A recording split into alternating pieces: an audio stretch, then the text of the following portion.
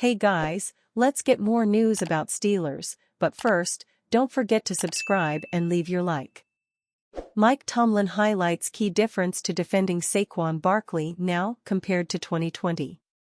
There's going to be a lot of Saquon Barkley talk this week, whether from Mike Tomlin or others from the Steelers, and rightfully so.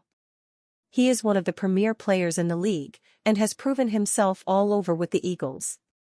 On pace to break the single-season rushing record, the Steelers are now charged with slowing him down. And Tomlin knows that's no easy task, coming as someone who has planned against him before. Why? Because the Saquon Barkley of the New York Giants is not the Saquon Barkley of the Philadelphia Eagles. You couple his talents with a bunch of talent around him where you can't focus on him, then he's really just gonna explode, Tomlin said of Barkley on the Pat McAfee show. I think it's as simple as that. We played him in 2020 in the opener when he was playing for the Giants, and he had all of our attention. We're not afforded that opportunity this time around because of guys like Jalen Hurts and that receiving tandem. Sometimes the strength is in the pack, and he's got some talent around him. All that does is highlight his already existing talent. And certainly, Saquon Barkley's talent exists in abundance. In 74 games with the Giants, he rushed for 5,211 yards with 35 touchdowns. He had ebbs and flows in his career, often tied to injury, but his talent was undeniable. He was a star as a rookie, but health eluded him. In Week 2 of his third season, after playing the Steelers, he suffered his first major injury. In that game against the Steelers, though, they did a stunningly good job against Barkley. He rushed for just 6 yards on 15 carries, with a long of 7. That means he gained -1 yard on his other 14 carries in the game. Incredibly, Barkley lost yards on 8 of his 15 carries against the Steelers back in 2020. Unfortunately, I don't expect that the Steelers will replicate that pattern, which was Mike Tomlin's point. Back then, Barkley was all they had to worry about. Nobody was losing sleep over Daniel Jones and Darius Slayton and Sterling Shepard. They produced at times, Slayton with 2 touchdowns from Jones, but that's because they knew their mission was to not let Saquon Barkley beat them.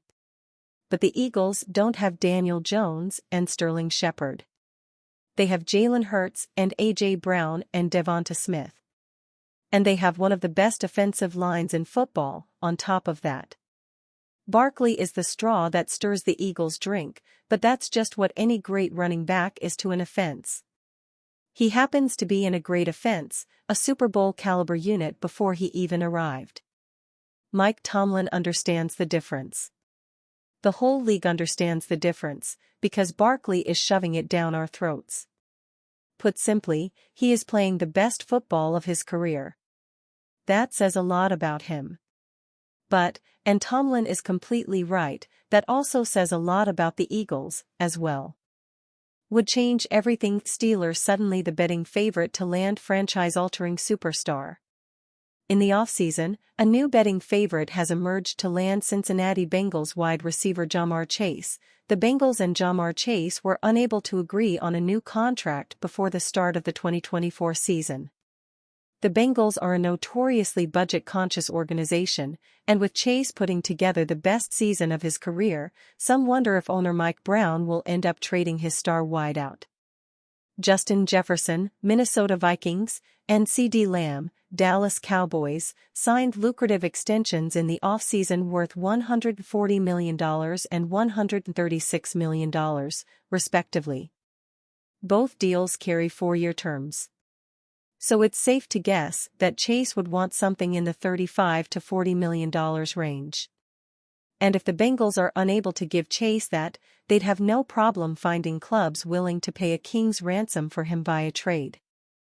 According to the Bovada Sportsbook, the AFC North rival Pittsburgh Steelers are a co-betting favorite to acquire Ja'Marr Chase via trade.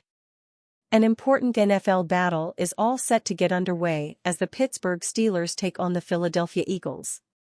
The Eagles have already clinched the wild card round, and the Steelers are fighting to make a push for the playoffs. This will be a crucial game for the Steelers before they take on the Ravens and the mighty Kansas City Chiefs. As for Philadelphia, a victory will bring them close to securing the NFL East Division title. The Eagles will enter this game riding a hot 9-game winning streak. Starts with those guys on the edge. Luke Kuechly highlights how Steelers can slow Saquon Barkley. Although they've seen some talented players this year, the Pittsburgh Steelers might be facing their biggest test yet in Saquon Barkley. With the Philadelphia Eagles, Barkley has been sensational, having a legitimate chance to break the NFL single-season rushing yards record. The Steelers' defense isn't short on talent, though, so Barkley's day shouldn't be easy. Former NFL linebacker Luke Kuechly recently shared how he thinks the Steelers can slow Barkley down. "I think it starts with Alex, Highsmith and TJ Watt," Kuechly said Thursday on Up and Adams with Kay Adams. "Are they able to set firm edges on the outside of that defense? If that ball continues to stretch to the perimeter of the defense toward the sideline, it opens up more lateral seams for Saquon to put his foot in the ground and get upfield. I think it starts with those guys on the edge." Kuechly makes a good point. Barkley often makes something out of nothing by bouncing a run to the outside. It's almost similar to how Lamar Jackson is able to create plays with his legs when he escapes the pocket. The play is never finished with Barkley until he's on the ground. Thankfully, the Steelers probably couldn't ask for a better edge duo to defend Barkley. Watt is normally highlighted as a pass rusher, but he's also an elite run defender. It's not hard to find a play where he's left unblocked and chases the runner down from the backside. Highsmith is also no slouch defending against the run. Together, they're an imposing pair. The Steelers have good interior players on their defensive line too. Cam Hayward seems to be ageless, and Keanu Benton is coming along nicely. Hopefully Larry Ogunjobi will be healthy for this matchup as well. Don't let all of that make you believe the Steelers will immediately have the advantage. The Eagles' offensive line is their greatest strength. All 5 starters are maulers who specialize in moving people. Right tackle Lane Johnson has a decorated resume, and left tackle Jordan Mailata is a mammoth of a man. Watt and Highsmith aren't going to have easy jobs. The Steelers do have a solid core of linebackers to support them. Elandon Roberts plays like a hammer, crushing anyone in front of him. Patrick Queen and Peyton Wilson are excellent athletes. If Barkley does make it to the second level, they have the skills to stop him. Stopping Barkley is easier said than done. However, if anyone can do it, it's the Steelers.